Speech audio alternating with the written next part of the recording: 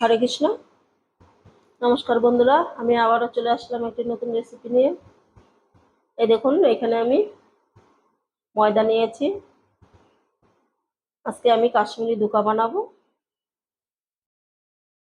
এখানে আমি আমার যতটা লাগবে সেই পরিমাণে আমি নিয়ে নিলাম। এখন এই ময়দাটাকে আমরা যেরকম রুটি খাই সেরকম করে মেখে নেব। লবণ দেওয়ার কোনো দরকার নেই, লবণ দিতে হবে না।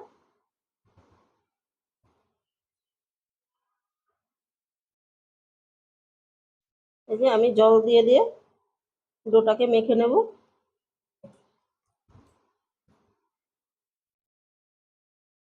কাশ্মীরি দুকা খেতে খুবই ভালো লাগে। আমি যেভাবে বানাচ্ছি আপনারা সেইভাবে বানিয়ে নেবেন, দেখবেন খুব সুন্দর লাগে খেতে।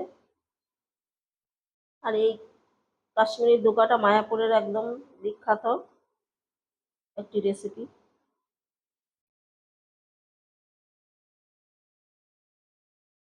নিরামিষের দিনে আপনারা এইভাবে বানিয়ে নিতে পারেন। অল্প অল্প জল দিয়ে আমি ডোটাকে মেখে নিচ্ছি। এই দেখুন বন্ধুরা, ময়দাটাকে আমি মেখে নিয়েছি।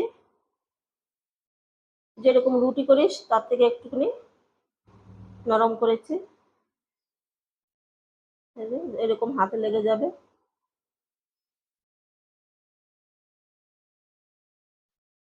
তাহলে এই ডোটাকে আমি ঢাকা দিয়ে 30 মিনিট রেখে দেব।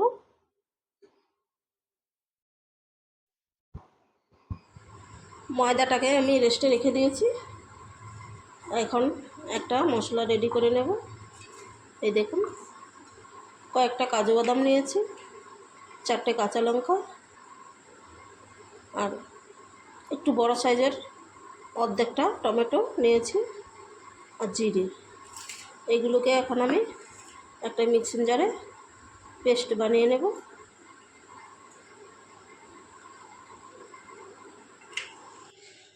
তিরিশ মিনিট হয়ে গেছে। এখন আমি ময়দাটাকে ধুয়ে নেব। হালকা করে একটু জল দিয়ে দিচ্ছি।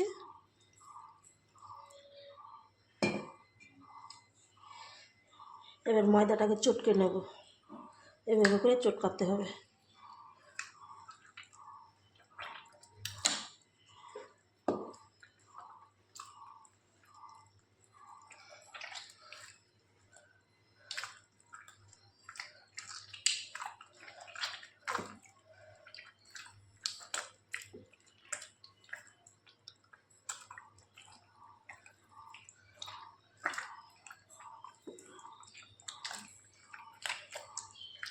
ময়দাটাকে যত ভালো করে ধুবেন দুকাটা তত সুন্দর হবে।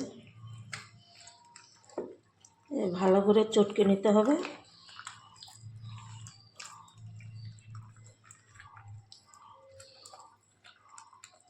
আমি চটকে নিয়েছি। এখন দিয়ে দেবো জল।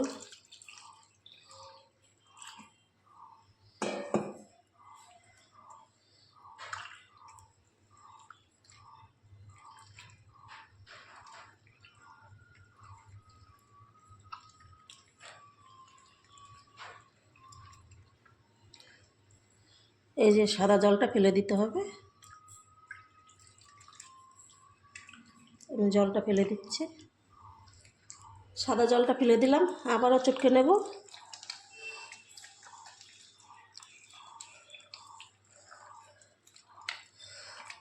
যতক্ষণ অবধি এই সাদা জলটা বেরোবে ততক্ষণ অবধি ময়দাটাকে ধুইতে হবে।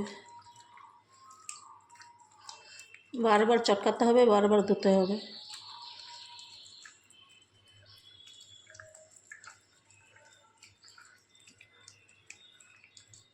দেখুন, আমি আবার জল দিয়ে দিচ্ছি।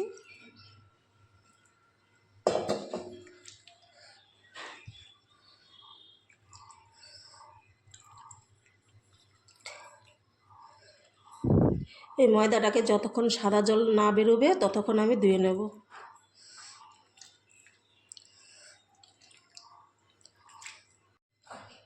এই দেখুন বন্ধুরা, ময়দাটা আমার ধোয়া হয়ে গেছে। আর ধুতে ধুতে এই দেখুন এইরকম একটা ডু বেরিয়েছে। এটাই কাশ্মীরি ধোকা। আমি 15 বার ধুয়েছি, আর এখন একটা এই যে সাদা জল বেরিয়ে গেছে। এখন আমি এটাকে 2 ভাগ করে এবার চিপে চিপে জলটাকে বের করে নেব।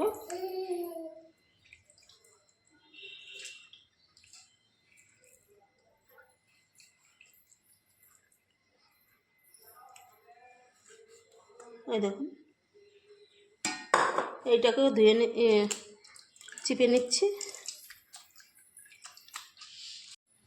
এদিকে একটা কড়াই বসিয়ে দিয়েছি, এখন ধোকাগুলো ভেজে নেব।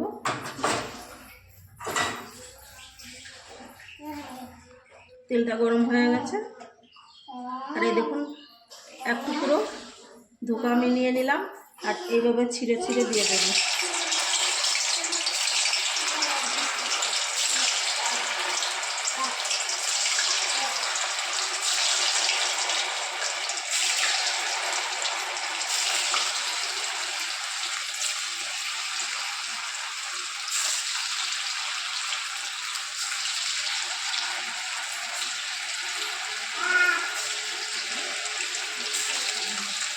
কড়াইতে যতটা ধরলো ততটা আমি দিয়ে দিলাম। এই দেখুন কতটা ফুলে গেছে। এখন উল্টে দিচ্ছি।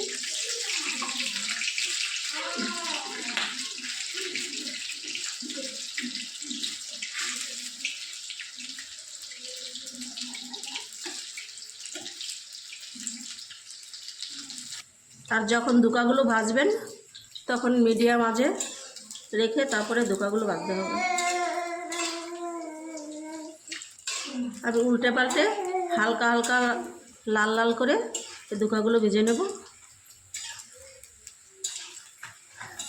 এই দেখুন ধোকাগুলো আমার ভাজা হয়ে গেছে, এখন তুলে নেব।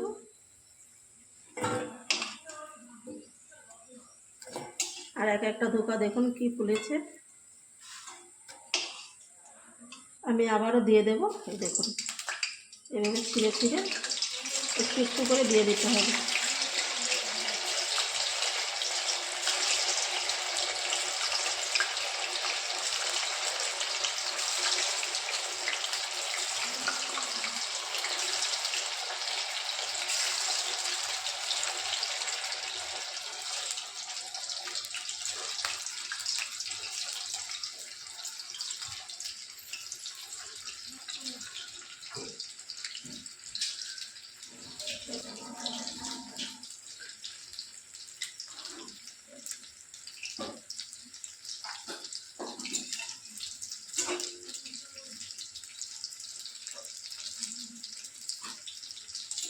উল্টে দিচ্ছি।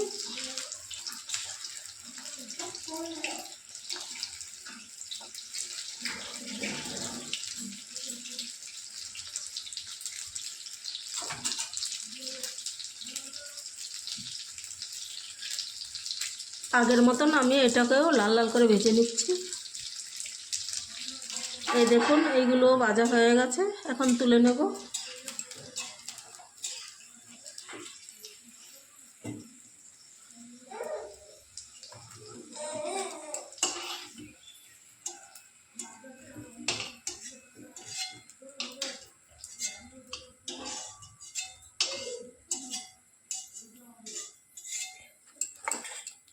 এই যে আর একইভাবে সবগুলো ধোকা আমি ভেজে নিচ্ছি।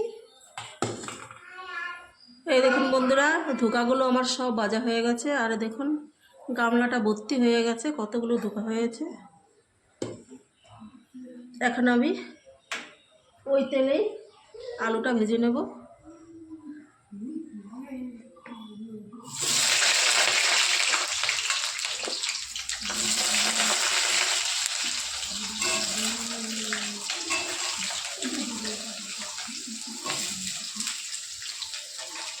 আলুটাকে একটু লাল লাল করে ভেজে নিচ্ছি। আলুটা ভাজা হয়ে গেছে, তুলে নিচ্ছি।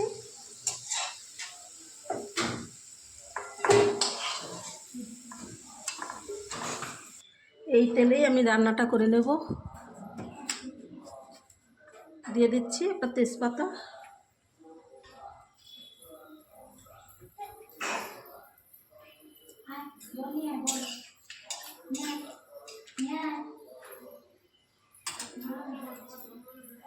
এলাচ, লবঙ্গ, দারচিনি দিয়ে দেব।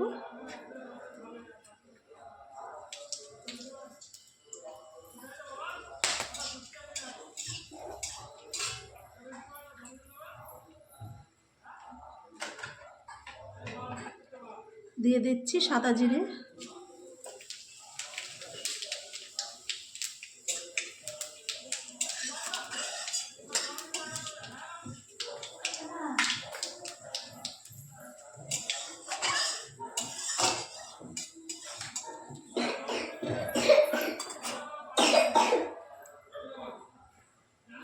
যে মশলাটা আমি পেস্ট করে রেখেছিলাম সেটা দিয়ে দেব।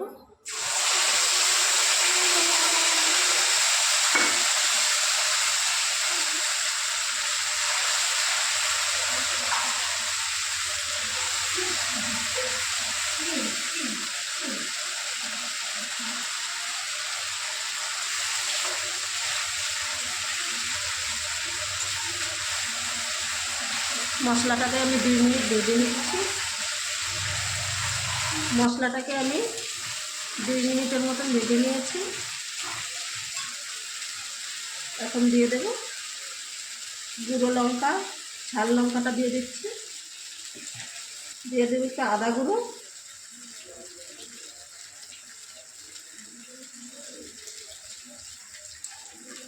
পরিমাণ মতন লবণ দিয়ে দিচ্ছি।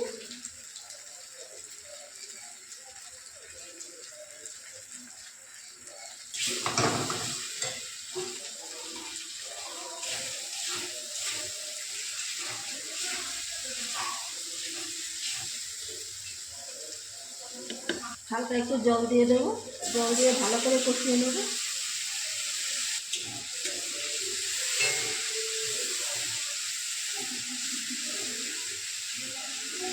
একটু দিয়ে দেবো কসুরি মেথি।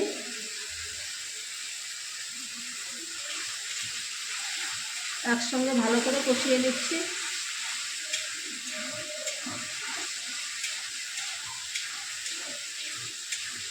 হলুদটা আমি একটুখানি পরে দেব, একসঙ্গে দেব না। মশলাটাকে একটু ভালো করে কষিয়ে নিই। কিছুক্ষণ কষিয়ে নেওয়ার পর তারপরে হলুদ গুঁড়োটা দিয়ে দেব।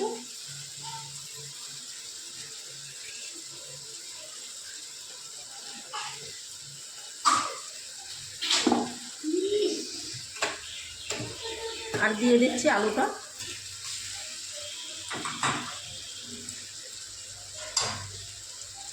এখন মশলার সঙ্গে ভালো করে মিশিয়ে নেব।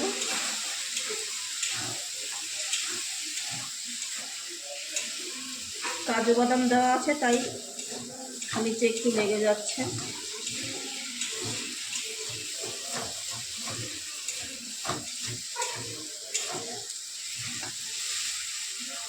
ভালো করে মিশিয়ে নিলাম। এখন দিয়ে দেব জল, ধোঁকাটা পরে দেব।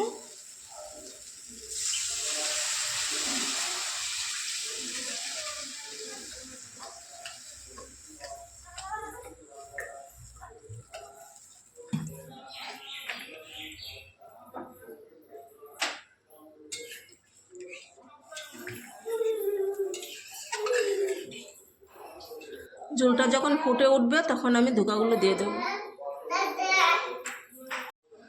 এই দেখুন বন্ধুরা, ঝোলটা ফুটে উঠেছে। এখন আমি ধোঁকাগুলো দিয়ে দেব।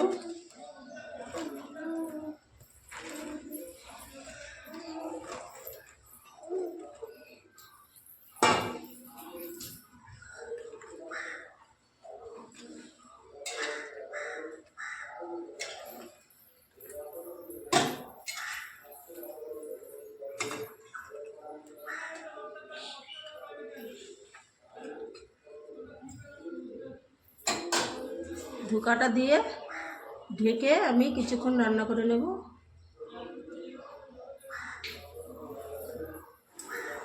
3-4 মিনিট রান্নার পরে ঢাকাটা খুলে নিচ্ছি।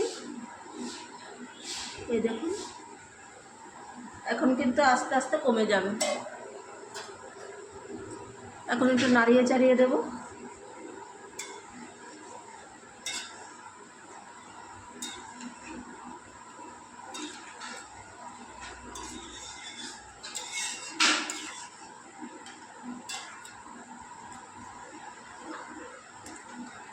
এই দেখুন কতটা কমে গেছে। আর এখন আমি যতক্ষণ অবধি আলুটা সেদ্ধ নেওয়া হবে ততক্ষণ অবধি রান্না করে নেব।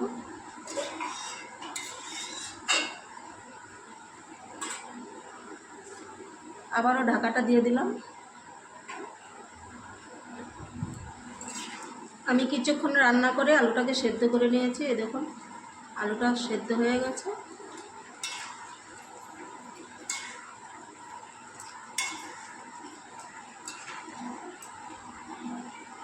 এখন এই তেজপাতাটা ফেলে দিচ্ছি।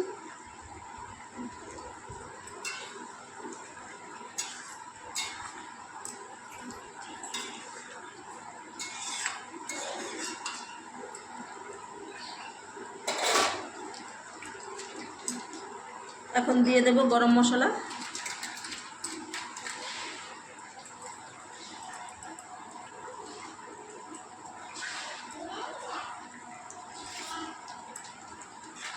গরম মশলাটাকে দিয়ে নাড়িয়ে চাড়িয়ে নামিয়ে নিচ্ছি। এই রান্নাটা দারুণ হয়, আপনারা একবার বাড়িতে রান্না করে খেয়ে আমাকে কমেন্টে জানাবেন কেমন হয়েছে।